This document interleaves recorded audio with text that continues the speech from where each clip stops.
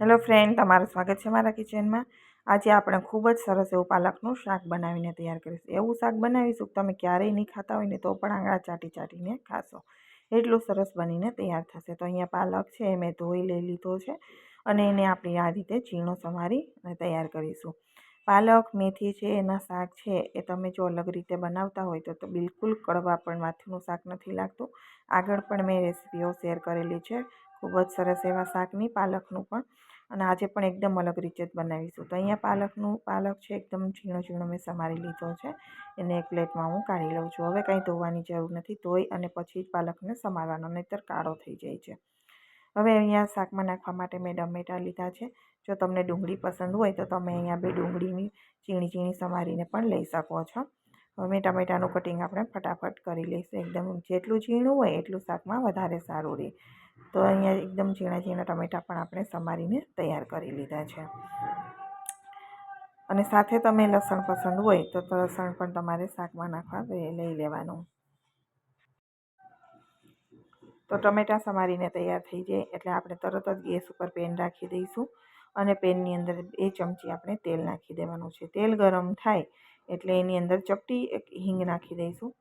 અને જો અલગ રીતે જ આપણે શાક બનાવીશું, પાલકને તમે સીધો શાકમાં બનાવશો તો એ પાલકનું પાણી છોડશે અને એમાં માટી જેવી સ્મેલ આવે, જેથી બાળકો ખાતા જ નથી।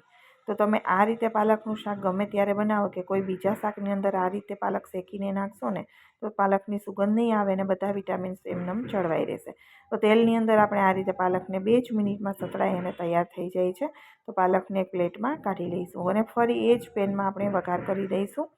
તો એના માટે ફરી 2 મોટી ચમચી મેં તેલ નાખ્યું છે અને તેલ ગરમ થાય એટલે આપણે એની અંદર જીરું નાખી દઈશું। સૂકા લાલ મરચાંના 2 ટુકડા કરી બી મેં કાઢી લીધા તો એ નાખીશું।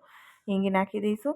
હવે લસણ પસંદ હોય તો લસણની આખી કળીઓ તમારે અત્યારે નાખી દેવાની અને બ્રાઉન થવા દેવાની। અહીંયા મેં આદું છીણીને નાખ્યું છે 1 ચમચી જેટલું। આદું સરસ સતળાઈ જાય, બહુ વધારે પડતું આદું સાતળવાનું નહીં, નહીંતર કડવાશ આવે છે। એટલે આદુને થોડુંક તેલમાં સાતળી તરત આપણે ટમેટાં નાખી દઈશું। જો તમને ડુંગળી લીધી હોય તો પહેલાં ડુંગળી લઈ અને ડુંગળીને એકદમ વધારે પકાવી દેવાની, ઝીણી થઈ જાય, ગોલ્ડન પિંક થઈ જશે, ઝીણી થઈ જાય ત્યાં સુધી પછી ટમેટાં નાખવાના।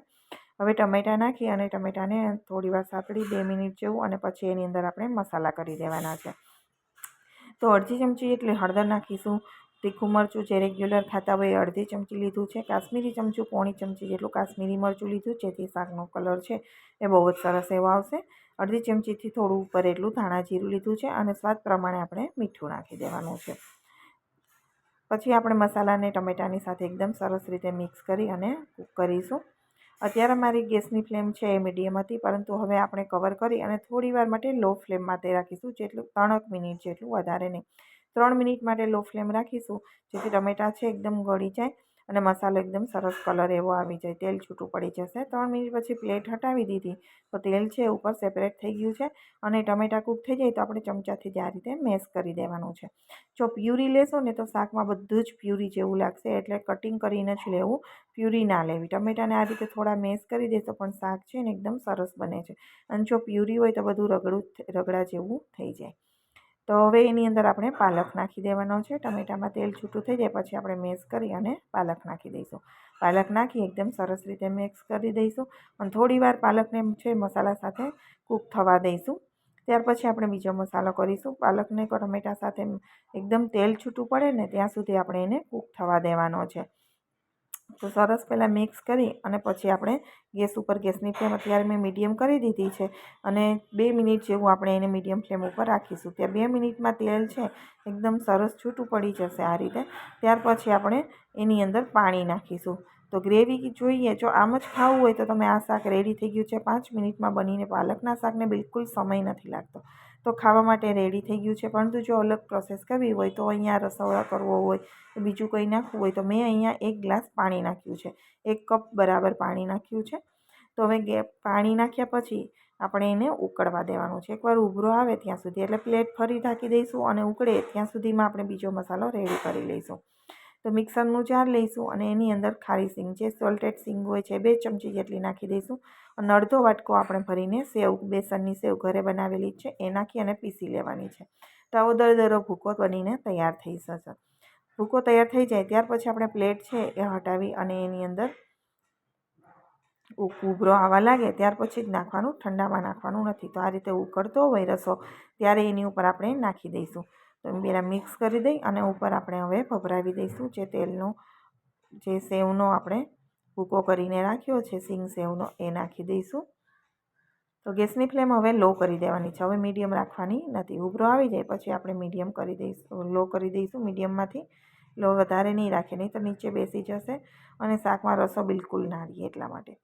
તો આ રીતે ચમચાથી થોડાક આ રીતે ખીચીમાં જેમ આપણે કાણા કરીએ એ ચમચો ઉપરથી આ રીતે દમ પ્રેસ કરી અને હવે કવર કરી દઈશું. હવે લો ફ્લેમ ઉપર આપણે 4 મિનિટ જેવું રાખીશું.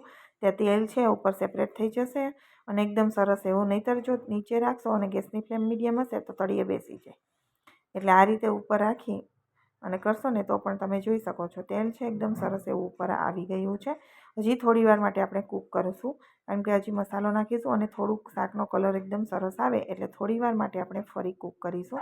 હવે ગરમ મસાલો છે, કિચન કિંગ મસાલો કે પંજાબી ગ્રેવીનો મસાલો હોય તો એ નાખજો, એનાથી શાકનો ટેસ્ટ બહુ સરસ આવે છે. મેં લસણ ડુંગળી વગરનો જે પંજાબી શાકનો મસાલો આવે એ અડધી ચમચી નાખી અને મિક્સ કરી દીધો છે અને ફરી 3 મિનિટ જેવું ગેસ ઉપર રાખ્યું છે. તમે જોઈ શકો છો શાકમાંથી તેલ એકદમ સરસ એવું સેપરેટ થઈ ગયું છે.